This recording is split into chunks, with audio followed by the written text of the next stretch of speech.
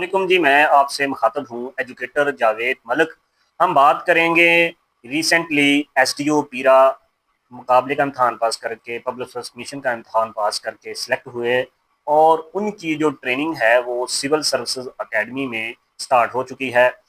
ये पहले ऑफिसरान हैं जो लकी ऑफिसरान आप इनको कह लें, खुशकिस्मत ऑफिसरान कह लें, या हालिया जो गवर्नमेंट है उसकी जो नज़र करम है वो इनके ऊपर काफ़ी ज़्यादा है कि वो सिविल सर्विसेज एकेडमी जैसे तारीखी और बहुत ज़्यादा प्रेस्टिजियस इंस्टीट्यूट के अंदर ट्रेनिंग कर रहे हैं, जहाँ पे ट्रेनिंग करना जाना एक ऑनर की बात है। अभी 2-3 दिन पहले हमारे कुछ दोस्त भी हैं, उनके लिए बड़ी नेक ख्वाहिशात हैं, उन्होंने ट्रेनिंग स्टार्ट कर दी है सिविल सर्विस एकेडमी के अंदर। और हुकूमत वक़्त ने उनको लैपटॉप दिए गए हैं ताकि वो अपनी जो ट्रेनिंग है उसको अच्छे तरीके से सरअंजाम दे सकें। मैं बस एक दो चीज़ों का कंपैरिजन करूँगा, जिसकी वजह से ये मैं आपके साथ ये गुफ्तगू कर रहा हूँ कि जो हमारी हुकूमत वक़्त है, 2-3 डिपार्टमेंट्स ऐसे हैं जिनके ऊपर उनकी जो नज़र करम है वो बहुत ज़्यादा है, जिनमें ये आजकल तो खैर एसडीओ पीरा और एनवायरमेंटल प्रोटेक्शन अथॉरिटी है, लोकल गवर्नमेंट के चीफ ऑफिसरान हैं, मतलब लोकल गवर्नमेंट है, पुलिस है, सीएसएस पे तो चलो हमेशा ही रहती है, वो एक सेपरेट आप बात करते हैं उसके ऊपर। इसके अलावा ये मैं प्रोविंशियल गवर्नमेंट की बात कर रहा हूँ। वफाकी गवर्नमेंट के अंदर एफआईए कस्टम वो तो चलो सारे ही जो भी हैं वो तो करते चलता ही रहता है निज़ाम। मैं आपको ना अब एक कंपैरिजन करूँगा कि जितने भी ये जो एसडीओ पीरा की लोग हैं ट्रेनिंग कर रहे हैं, ये हमारे भाई हैं, हमारे दोस्त हैं। हम कुछ लोगों के साथ बड़ा दिल से करीब का उनके साथ रिश्ता भी है। तो मैं हुकूमत वक़्त की कह लें कि जो प्रायोरिटी है उसके ऊपर डिस्कस करूँगा। एक तरफ ये जो एसडीओ पीरा है, ग्रेड 16 के अंदर है, इनको इतनी प्रेफ़रेंस और वेटेज दी जा रही है कि इनको सीएसए के अंदर ट्रेनिंग का आगाज़ किया गया है। साथ में इनको लैपटॉप्स दिए जा रहे हैं ताकि ये अपनी जो ट्रेनिंग है वो बेहतर तरीके से परफ़ॉर्म कर सकें। और दूसरी तरफ महकमा स्कूल एजुकेशन डिपार्टमेंट है, महकमा हेल्थ है, और स्पेशली महकमा जो स्कूल एजुकेशन डिपार्टमेंट है वहाँ पे भी ग्रेड 16 के अंदर एसएसटी और एईओ साहबान जॉब कर रहे हैं।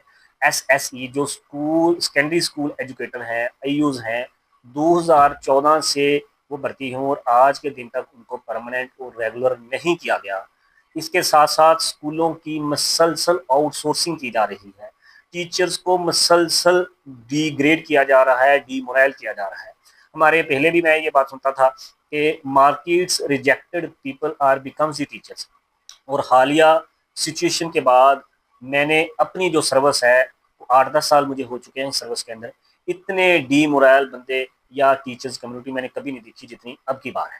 ये तो वैसे ये भी बात एक तय है कि जब भी पाकिस्तान मुस्लिम लीग नून की स्पेशली गवर्नमेंट आती है तो जो एजुकेशन डिपार्टमेंट है वो हमेशा से ही ज़ेर ताब आता है। पता नहीं हमारे जो मतलब ये कुछ स्पेसिफिक जो, मैं वैसे पॉलिटिकल बात तो नहीं करता, ये हमारी जो हुक्मरान जमात है उसको एजुकेशन से क्या ही मसला है कि उन्होंने हमेशा ही इस एजुकेशन को बहुत ज़्यादा दीवार से लगाने की कोशिश की है। हालांकि गुड गवर्नेंस के जब भी इंटरनेशनल या नेशनल इंडिकेटर्स बनते हैं तो वो सबसे ज़्यादा जो शेयर होता है वो इन्हीं 3 महकमों का होता है, स्कूल एजुकेशन मतलब एजुकेशन डिपार्टमेंट का, हेल्थ का और जस्टिस का।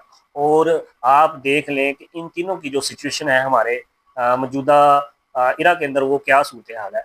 स्कूल एजुकेशन और हेल्थ तो इंतहाई हद तक आप कह लेंगे ज़ेर ताब है। एमबीबीएस जो कभी एक कह लें कि ऑनर और शान की बात होता था, आज उसका चार्म इतना डिक्लाइन हो गया है कि मैंने 2-3 दिन पहले ही डान के अंदर एक लेटर पढ़ा कि जो 2-3 साल पहले तक 2023 या 24 से पहले तक जो एमडी कैट के अंदर लोग अप्लाई करते थे तो वो 2 लाख के करीब उनकी तादाद थी।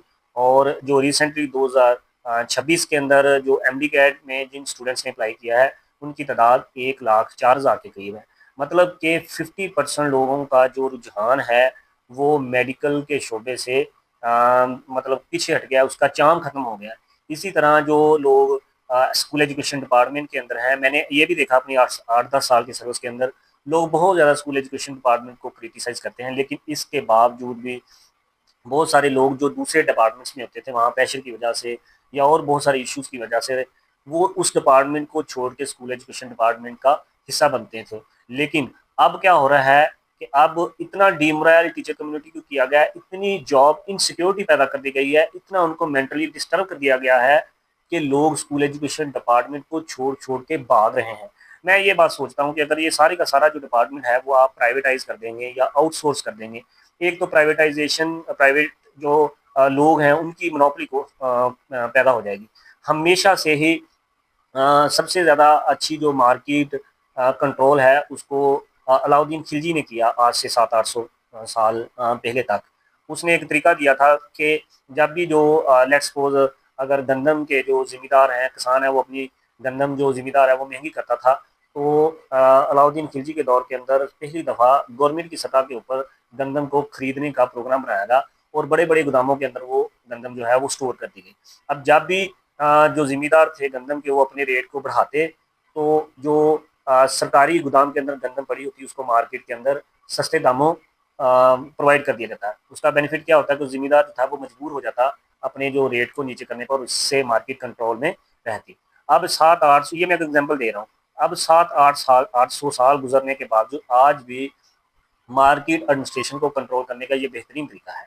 मैं सोचता हूँ कि अगर गवर्नमेंट स्कूल्स को 100% ही गवर्नमेंट जो है वो ख़त्म कर दे, तो प्राइवेटाइजेशन, प्राइवेट जो डिपार्टमेंट्स हैं, प्राइवेट स्कूल्स हैं, जो प्राइवेट इंस्टीट्यूट्स हैं, प्राइवेट माफिया हैं, बड़ी बड़ी चेन्स अब ग्रुप्स बन गए हैं, उनकी तो मोनोपोली कायम हो जाएगी। तो फिर तो ये अपनी मर्जी से जितनी मर्जी फीसें बढ़ाएंगे, इनको कोई पूछने वाला नहीं होगा। इनके मुकाबले पे कोई बंदा जो दूसरी जो है वो स्कूल्स अवेलेबल नहीं होंगे जिससे जहाँ स्टूडेंट ने जाकर स्टडी करनी है। और सेकंड बात ये है कि वर्ल्ड बैंक की एक रिपोर्ट के मुताबिक 45% जो लोग हैं, 44.8% लोग जो हैं वो खते गुर्बत से उनकी नीचे, उनकी कह लें कि वो लाइफ अपनी वो फाइनेंशियल कैपेसिटी उनकी खते गुर्बत से भी नीचे है। मिसाल के तौर पर खते गुर्बत की जो लाइन है वो $4.2 है। इसका मतलब ये होगा, ये तकरीबन को ₹1200 बनता है। एक बंदा जो एक दिन के अंदर ₹1200 भी नहीं कमाता वो गरीब समझा जाता है। उनके बच्चे एजुकेशन कहाँ पे हासिल करेंगे? हुकूमत वक़्त को इस बात की क्यों समझ नहीं आ रही है? अगर ये इसी तरह ही इनकी पॉलिसीज़ कायम रही तो लिटरेसी रेट जो बड़ी देर से 60% के ऊपर, 61, 62 के ऊपर स्टैंड कर रहा है, हालाँकि ये कोई बहुत काबिल फ़ख्र लिटरेसी रेट नहीं है, तो ये धड़ाम से नीचे को आ जाएगा। अभी रिसेंटली इसका आपने एक नतीजा देख ही लिया कि जब जॉब अपॉर्चुनिटी नहीं होती, जो डेवलपिंग स्टेट्स होती हैं, वहाँ जॉब का जो सबसे बड़ा सोर्स होता है वो होती ही स्टेट ओन्ड एंटिटीज़ हैं। अगर आप उनको बिल्कुल 100% खत्म कर देंगे तो फिर यही होगा कि आप इनरोलमेंट में देख रहे हैं, यूनिवर्सिटीज़ में, कॉलेजेस में इनरोलमेंट कैसे किस तेज़ी से नीचे आ रही हैं। लोगों को लग रहा है कि पढ़ने लिखने का फ़ायदा ही नहीं है। तो काइंडली हम्बल रिक्वेस्ट है एडमिनिस्ट्रेशन के ऊपर, पॉलिटिशियन तो बेचारे, उनको तो पता ही नहीं है, पता नहीं उनको जब भी वो एमपी एमएनएस बन जाते हैं उनको अपनी जो प्रोटोकॉल से उनकी फुर्सत ही नहीं होती, उनको पता ही नहीं पॉलिसीज वगैरह कहाँ बनानी है। तो बेसिकली ये सारा जो सिस्टम सैनैरियो है ये ब्यूरोक्रेसी ही पैदा कर रही है। तो हम्बल रिक्वेस्ट है जो भी कंसर्न अथॉरिटीज़ हैं, कंसर्न लोग हैं, हुकूमत है, तो खुदारा खुदारा खुदारा एजुकेशन को बचाइए, हेल्थ को बचाइए।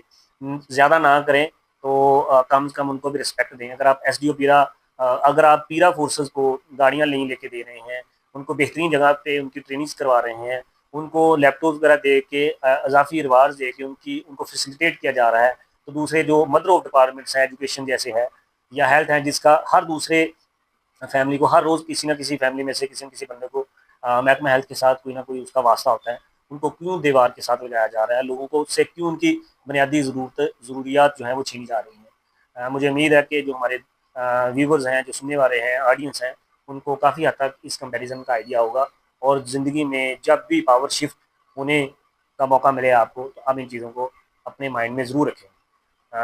अगर मेरी बात से आपको इख्तलाफ है या इत्तेफाक है तो काइंडली मुझे कमेंट बॉक्स में ज़रूर अदा कीजिएगा। किसी भी क्वेरी के लिए आप मुझे कमेंट बॉक्स में पूछ सकते हैं। Thank you so much ji.